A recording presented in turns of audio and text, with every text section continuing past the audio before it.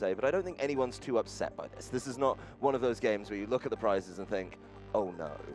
Yeah, I'd rather say when I look at these prizes, wait, what is that doing here? Are we looking at the right deck? Galarian Zapdos V is not a card we've seen a lot in these Lugia V-Star decks. But with Arceus sort of clawing its way back with the ability to just attack for a single energy card, thanks to the ability Fighting Instinct to just reduce the total energy needed for every V Pokemon your opponent has in play, it can add some good utility. And it's going to be important to see if it's ever utilized in this matchup. Not going to be doing much against Lugia. It's a pretty weak two-prize Pokemon, but who knows? Maybe it'll pop up here and there. Honestly, being in the prizes might be the safest place for it. You know, you're not drawing into it. You're not picking up something you just don't need. But we are heading on into the game. The starters down. It's going to be an Oranguru for Andrew Mahone and the Stoutland V over there for Jose Marrero. So starting out with the Capture Energy, one of the best cards you want to see to make sure you can dive right on into the deck and start filling the bench as you need it. You obviously need to go through a couple of steps to set up these Lugia Vs and you know, keep the ball rolling. You've got to get things in the discard. Everything has to be in the right place, and that's something that can really separate a master of this deck from somebody who's just dabbling in it. Absolutely. It's crazy to think that maybe towards the beginning of its lifespan, Capture Energy was not an inclusion in the Lugia V-Star deck, but after Tord Reklev won the international championships with 4 Capture Energy in the deck, it's become sort of a staple for a lot of these players playing it, even with the new tech cards to deal with the new threats up in the meta. Interestingly enough, though, a great start. Has the Archeops already in the hand, can just discard that and the Quick Ball to find another Archeops trying to set up. This deck wants to do everything no matter what matchup. It wants to get those 2 Archeops in the discard pile to then be able to utilize the V-Star power on Lugia to put those into play, skipping essentially the process that would be playing Rare Candy, evolving up. It's the reason that Archeops is so powerful in this deck is because you can sort of cheat it into play. Well, there's more to come from Jose in his hand, but he's opting to just pass it over. So kind of putting the onus on Andrew to go and make his setup work as well. He's going to open up with the Evolution Incense. So he's going to be going in looking for an Evolution Pokemon. I'm pretty sure we can guess which one that's going to be. But while he's in there, you've got to make sure you know exactly what's available to you. So he's going to be rummaging through that deck. But of course, the Archeops comes out. No questions asked there. Has to be in the hand so you can get it into the discard pile to pull it right back. And there, a beautiful Ultra Ball on turn 1 from Andrew Mahone. Double Archeops just thrown right in the discard, right where they need to be.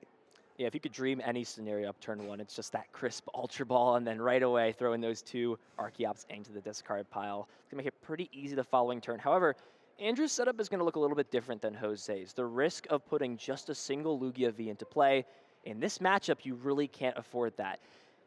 In this matchup where both players are playing with the same decks, it all comes down to the prize trade. How are you using these Pokemon to sort of, we'll see once this game evolves, it's going to just be one-hit knockouts, back and forth is what these players are trying to go for. However, that all relies on getting Archeops into play.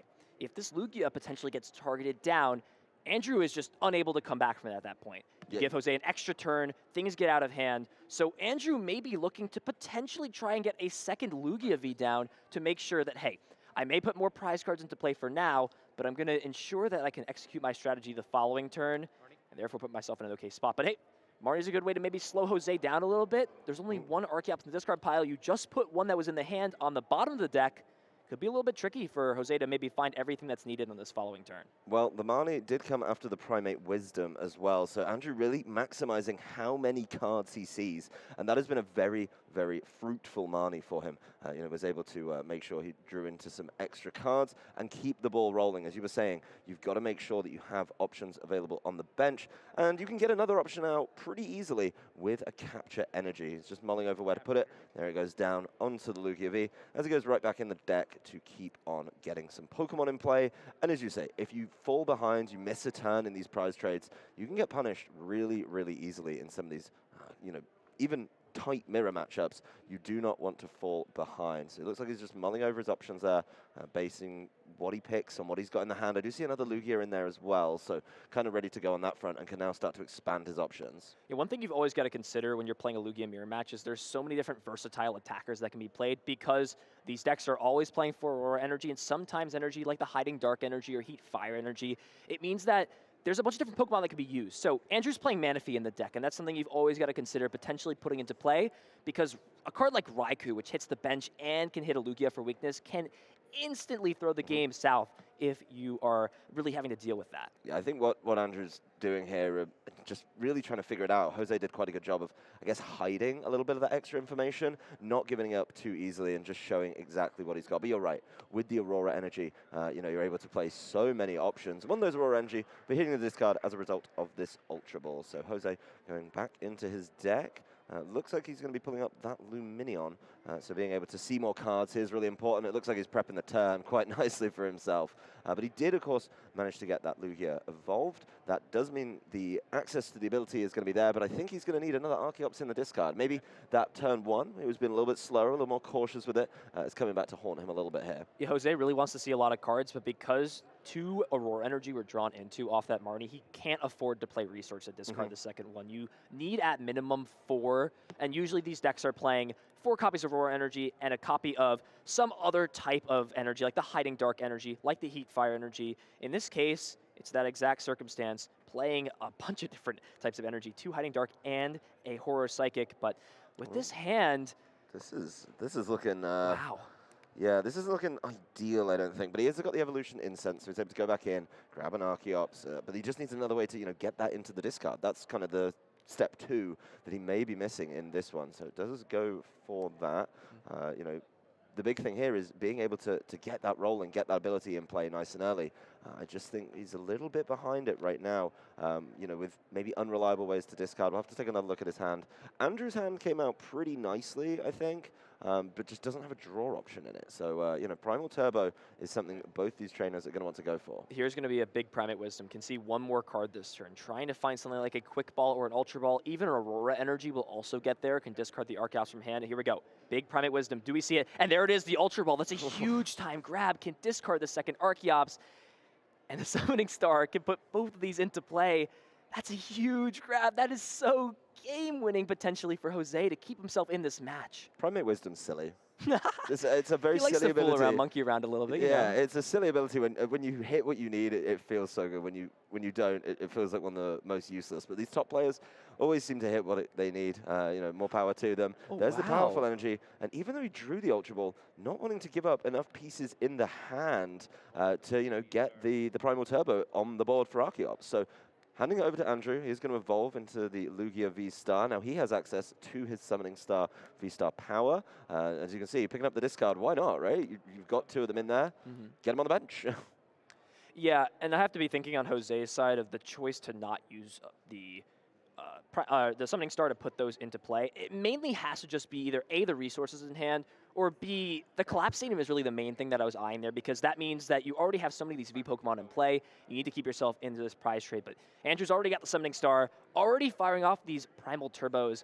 This will be an interesting choice. This Stoutland V is going to be an easy 2 prize cards for Andrew. Doesn't even have to commit any powerful energy to this active, and having access to powerful energy as late as possible will always be an advantage. It's an extra 80 damage you have throughout the course of the game to apply anywhere. Even utilizing Speedwing on Archeops can be a great way to apply a lot of damage later on. If it pushes you over that line, keeping it is so important. So I love that he's playing around it. There's going to be, I believe it's the Gift Energy, he's just throwing down the Capture Energies.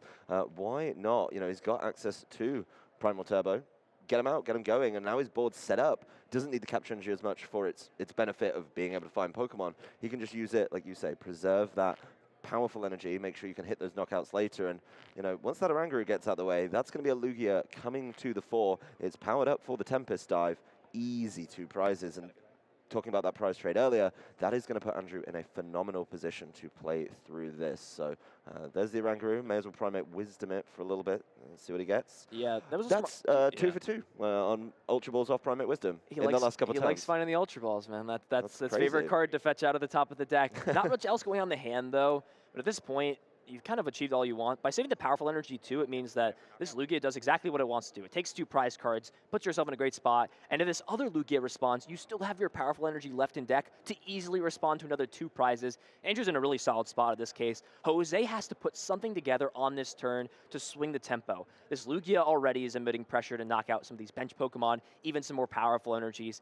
You have to imagine, essentially, you're going second in this matchup now. and your opponent has already taken a 2-price knockout. Yep. Sometimes in this mirror, when both players are trying to do essentially very similar things and get risky. And now we see the Ultra Ball come down. It gets there. I think the main risk here from Jose to go for that play was he put the Serena on top of the deck with the Primate Wisdom last turn, which means when the Ultra Ball is played, the top deck is going to change. Yep. Meaning you will have essentially nothing in hand but the ability to attack. I have to imagine if you're Jose, you're maybe wondering, do I really still feel confident this is the right route? I shouldn't have put these into play last turn, or I maybe regretting not taking some aggression and maybe taking the knockout. Even as hurtful as it is to put yourself in a pretty negative position when it comes to drawing cards and progressing your board. It was definitely a smart play. It was a little bit cautious, maybe you could say, making sure he had that Serena, but now he gets to go in. He's just rummaging through the Pokemon choices to see what he can pick out with this Ultra Ball. I think he needs to be smart about it. The Archeops is going to be going into the hand. There's Summoning Staff from Jose's side, but it is, of course, behind the pace a little bit. 2 Archeops coming down onto the bench. No shock there. Pretty standard and something I think we should get used to over the course of the weekend.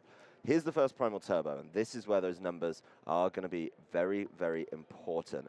There is a powerful energy and a powerful energy, so the numbers are ticking up, very much so. The big thing here is, can he push himself all the way to swing the prize trade, essentially, with a huge knockout? Yep, so this is going to be enough here. Plus 60 from the powerful energy. It means that the Speed Wing is going to be dealing 280 damage to this active. But again, Andrew's got plenty of ways to take this knockout back, and I think that's what Jose is sort of understanding of, okay, well, where do I go from here, right? I can even things up in the prize trade, but Andrew's going to always be able to fire back because Archeops makes it so easy to fire attacks off. You don't need to draw cards. All you need to do is find the Pokemon you want, and you can just apply pressure and take knockouts. So I'm really interested to see what Jose does besides this to prepare, and this is what this matchup is about. You can't just think in the current turn. You have to think forward. Jose has to already be thinking, okay, there is a really high chance, probably like a 90% chance that this Lugia gets knocked out. Maybe applying something that's a little bit different, like the Espeon VMAX to shut off maybe Veltal taking a knockout could be a good way to try and swing this matchup up, but it feels so difficult in the spot. Well, it is going to be a knockout at the end of this turn. Of course, everything's set up there. And Jose following up, with the Espeon V, obviously it'll become the V Max, and then being able to go from there and keep things going. So if Andrew can't respond, Jose will go ahead in the prize trade. It's really on Andrew now to match up this following turn. The Tempest Dive was an easy knockout, and perfect numbers must feel really, really nice for Jose. But let's see the options that Andrew has. It's a pretty big old hand, but I'm not seeing the grandest of options. He can, of course, evolve that Lugia on this turn. I don't see an issue there, but he's going to have to keep going. And if he loses another Lugia, does he have another one to follow? Yeah, so at this point, after this Lugia, Andrew just wants to use single prizers to close this game up at this point. And the hand was filled up pretty nicely because of that gift energy on that bench Lugia. So having 8 cards to start the turn off after the draw for turn means Andrew's got plenty of ways to take the knockout. And Andrew understands his position. Usually you want to try to avoid taking knockouts with these 2 prize Pokemon if you don't need to. But at this position, Andrew understands. I'm going to go to 2 prize cards. You now have put 3 Pokemon into play that could potentially be knocked out as 2 prizers. You can't use Luminion to remove your to remove it off the board because you're not taking a knockout on my Lugia V-Star. So I'm fine to just attack you again for 300 plus damage. Well, at this point, there's not much else Andrew has to do. And being able to just throw powerful energy on, there's no V-Guard energy into play, nothing that's going to reduce the damage. So it seems pretty straightforward here that as long as Andrew has the other powerful, which he does, it's knock out on Lugia. Yep, there it is. And saving it has worked out really nicely for him. Going back to where we started this one, it is going to put the Tempest Dive on the money with 280 damage exactly. So another Primal Turbo, maybe just trying to thin some options out there a little bit, take another look at what's in the deck. But there's the powerful energy coming to the fore, along with the Aurora energy as well. That makes 4, and that makes a knockout over onto the V-Star. So Andrew, of course, showing just how fluid this deck is, being able to keep knockouts going, and that early advantage that he took is starting to pay off. I think Jose could fall a little bit behind here. The Espeon isn't going to be able to go quite as crazy as something like this Lugia V-Star. The Espeon will, of course, be an issue for this Evil Tile that has just hit the bench. But I think Andrew probably has ways to play around it. He has his choice of those single prize attackers now. Yeah, I think still has access to Primate Wisdom as well. There's no cards like Roxanne that are going to disrupt the top deck. Could even just put the boss's orders on top of the deck already. Utilizing the Aurora energy, going to get rid of this Dunsparce, and Andrew's pretty much saying, oh, he just attached. Yep, the energy just came down onto the Charizard, so it's all good. And there we go. We're going to just go and see the Storm Dive, or Speed Wing, rather it is. I'm getting the names mixed up from when I'm over in Japan. Tempest Dive. Tempest is Dive. What it is over here. Okay. How's that been adapting for you? Have you learned the names in like 3 different ways? I've had, two, yeah. 2. I've had to adjust. I think it's Assembly Star in Japanese for the ability for Lugia V-Star, so it's very different. A lot of different changes. Pardon me as we go through this weekend and sort of figure everything out. It's all good. We know for Lugia it makes a lot of sense. There's only 1 attack, so we're pretty safe on that front. Anyway, we're over to Jose, and he is going in the deck once more. He's using the quick ball to be able to try and find something to help him fight back. He still has both the Archeops, so he can still fill the board with the energy he requires. And it is going to be an Eviltal of his own. We see a number of options there in the hand. He's going to Primal Turbo to kick things off. So there's a double turbo. He's just picking out Auroras. Yeah, he's going to be able to get this Eviltal powered up neatly, I think. Yeah, you never really want to concede games if you don't, but if I'm Jose here, I would even just be considering conceding. I mean, you have to look towards next turn. This Yveltal can push you to 2 prize cards, but from there, how are you closing the game out? How are you taking your last prize cards? There's no way to put extra prize Pokemon in play with something like an Echoing Horn at all. You take this knockout, but from there, you're still just at 2 prizes. Your opponent's going to go to 1. They've got Boss's Orders potentially to get knockout, and ties this early on in the tournament you really want to avoid. And when there's still a potential like there is in this game, Jose's not completely out of it. There's still a world where he wins this game, but the time is so important. And in this format, finishing 3 games, especially in mirror matches, is just so difficult. Jose's going to play this turn out, and I don't blame him for it, but I mean, it's precious time. It's time you've always got to consider having, and I mean, even using actions like this where you're Ultra Balling, you're progressing the board, but it just feels so bad to take this long of a time in a game and just being like, yeah, I was already off when I missed that first turn. Like, we've got to go to the next, and now I've got even less time to try to pull back 2 games. Yeah, this is really, from both trainers, I think the full masterclass in how this deck operates, being able to go through all of the motions correctly. I think Jose got off to a slower start, and that's going to be the difference maker. But another 2 prizes for him here, as he does, of course, promote that Eviltal and get it there. The Charizard, as soon as you get those prizes down, yeah, he's just going to be able to play this one through. Boss's Orders, 2 prizes on the Luminion. Good game. Go to game 2. And that is the Lugia Mirror match for you. That is a masterclass in what happens when you do not keep pace with your opponent right now in the Lugia Mirror match. You went first, but essentially it was like Jose was going second. And going second on top of losing a 2-prize Pokemon, it's really, really hard to recover from that, especially when your opponent doesn't put a lot of these 2-prize Pokemon in play in response. You've got to find a way to win the matchup back. Both players are going to have Archeops out. Both players are going to be able to take knockouts. It strictly comes down to the fact of how do you manage your energies and your resources, also known as can you attack every turn. And the second part is there a Pokemon in play that you're going to be able to positively prize trade in? If you're going 1 for 1 and you're already down, I mean, my math could be wrong, but you're not going to win those games. Trust, somebody who enjoys a single prize deck myself, it always feels good to be ahead in the prize trade, and that is, you know, it's so important in the game right now with mirror matches and obviously 3 prizes, everything ranging really, right? You sit down at a regional, you could play against decks that give up 3 prizes, 2 prizes, or 1 prize, and it's such an interesting way to look at the game on what are you willing to give up. You know, and then you've got cards like Charizard that rely on your opponent having prizes. It's kind of a little bit crazy to think about compared to previous formats where it was just kind of like, well, it's 1 or 2. We'll either all agree to trade 2 or we'll trade 1, have fun.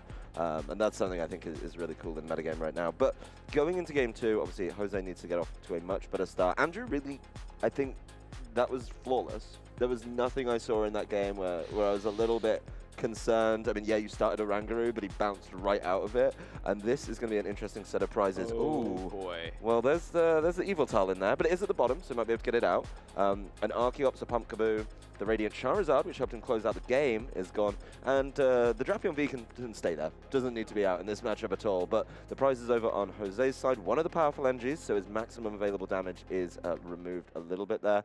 And he's starting off with the Espeon V. And the Capture Energy helps out. Speaking of suboptimal starters, Luminion V over on Andrew's side. Of course, there's plenty to do, but you don't get to enjoy the ability when you start it in the active. Yeah, luckily Luminion V is a little bit better than cards like Crobat or Dedenne that we've seen in the past. Even, I mean, Dedenne's not a great example. Crobat couldn't return itself to the hand, right? So once you put into play, if you started, it essentially is just going to be there. It's going to provide no value for you and not do much. you really don't want to start it. But with Lumineon, it differs because Aqua Return allows you to put it back into your hand. So it's not just like you don't ever get to utilize the ability to search out any supporter card. However, starting a 2-prize Pokemon, going second, you really want to avoid. And a lot of the times you'll see players decide to even commit their energy attachment to the active to try to move into a 1-prize Pokemon if possible. But if it's not, again, you're at such a disadvantage. Going first is huge.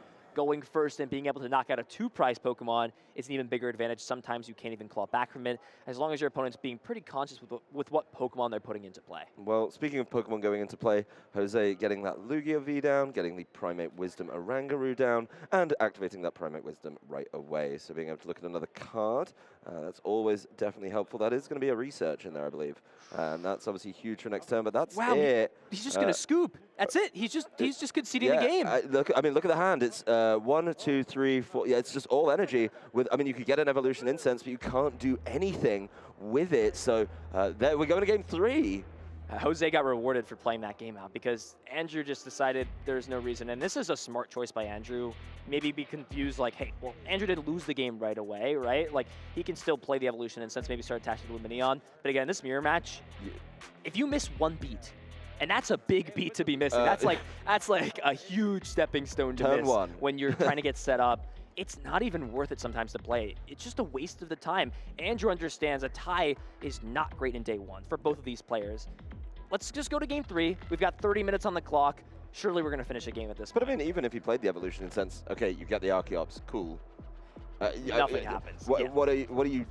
You can't get it into the discard. You can Aurora to the way, but like you're not finding any of your basic Lugias. And at that point, it's like you're going third. But yeah, it was going to be like a horrible disadvantage, especially when your opponent has so many options to just knock out that Pokemon in the active.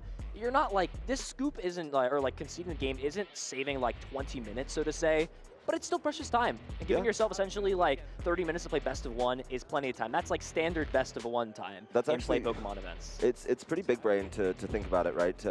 I know some people say like, oh, you should always try and play it out. I don't agree. I don't think that's true. In a number of cases, if you're already in the game, that's fine.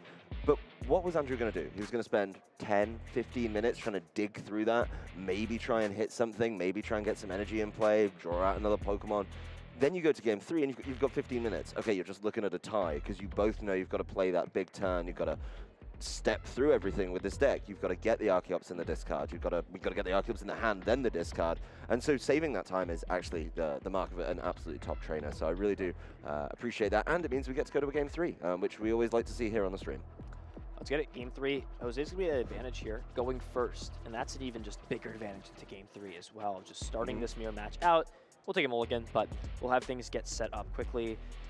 I think Andrew's going to like those mulligans because I don't think this hand was rocking much else as well. A lot of these searching options in the prize cards, it's not terrible. It's okay to draw them later. We haven't really talked a lot about this, but a lot of what these top players will do is something called mapping your prizes. And what that means is once they understand a key card, like maybe Boss's Orders is in the prize card, something like that, what they'll do, or they have the option to do, is play a little bit more aggressively. Say, hey, maybe I'll put my hand down a little bit or understand that I've got a 50% chance of taking Boss off the prizes and go for those plays. So a lot of the conception is, oh, all the good cards are prized, you don't have access to them. A lot of the times, yeah, it's bad to not have the cards that you want in your deck, but sometimes you have a better shot of just guaranteed finding them later on in the game once you start to take knockouts. As over on Jose's side, 2 Lugia V in the prizes, but again, going first, you don't need to bench 2 Lugia V, so as long as there's a way to search things out, it's not a terrible position to be in, but we're getting into it. Game 3 here of our 4th round. It's a whole lot of Lugia in there. As we start with Andrew Mahone, he is going to be using the Andrew's going first, sorry. Yeah, I mean, he's scooped, so he gets to...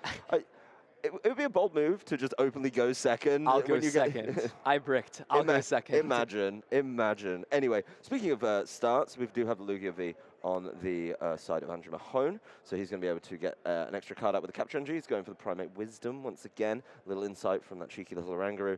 And the Lumineon V in the active for Jose. So being put in that awkward position where you've got it in there. Yes, you may be able to Aqua return it out, but do you want it there just giving up 2 prizes for a very cheap knockout? That's what happened in game 1. He didn't have to throw down those powerful energies. He gave up a cheap 2 prizes, and that put Andrew in the driving seat. I mean, you can just go for it with Lugia. You can fill it with capture energies and, you know, everything else you need and go from there. Oh, this is... Oh, he got bailed again. Ultra Ball again. This is ridiculous. What is this monkey feeding? What is he eating? How is he searching these out? It's been Ultra Ball off everything. And Andrew may be regretting putting that Lugia V-Star on the top of the deck because now Ultra Ball will change the order. And I think, yeah, Andrew's just deciding, I don't even want to play the Ultra Ball. I want Lugia V-Star next turn. I'd rather just play the Ultra Ball to find like Luminion or something else to search the deck out to draw some cards. Action on to Jose. So everything I said about Andrew, go over to Jose. That's a horror psychic energy. That is a horror energy and a very quick pass. Just heading on over. The game's Andrew. over. Yeah, he has game in hand, can find the Lugia V-Star. It doesn't matter what he grabs. As long as the Lugia V-Star's in hand, can attach the double turbo energy, search the powerful energy out of the deck here, and this is it. Andrew's got it. All that's needed is the steps to complete it. Summoning Star, V-Star power go into play, and as long as there's the energy, which it doesn't matter, Luminion has 180 HP. There's no way all the remaining energies are prized, and there it is. Andrew's got the cards there. What a wacky set of 3 games. That was that is a very interesting first match to put on stream. But nevertheless, Andrew Mahone will be your winner, advancing to 4-0. There you have it, ladies and gents. We got one really good masterclass in Lugia, and then we got 2 games where actually you kind of got to see the downside, right? What can go wrong?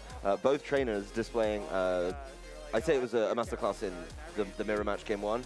Masterclasses in bricking and bad hands in game number 2. So not the best, not the full set that we really wanted to dive into. But of course, congratulations to Andrew, moving on to that 4-0 record, being able to keep his day going very, very nicely. Jose, he's one of those players who's going to be able to bounce back. I'm not too worried about him. I'm not thinking, oh, his day's over, his day's ruined. No, he's very much still in the running. Yeah, absolutely, and it's one of those things where I really love to sequence some of the later game turns in the Lugia Mirror match where things are pretty even and players are going back and forth using things like Aqua Return on Luminion to take knockouts on Pokemon like Charizard on Yveltal, but I'm sure we'll see plenty of Lugia V-Star mirrors later on in the stream. It's a very powerful deck. You saw it just under 30% meta share today in the event. Congratulations to Andrew here about these players bringing Lugia V-Star for a reason, but there could only be one Lugia victorious champion, and it's Andrew.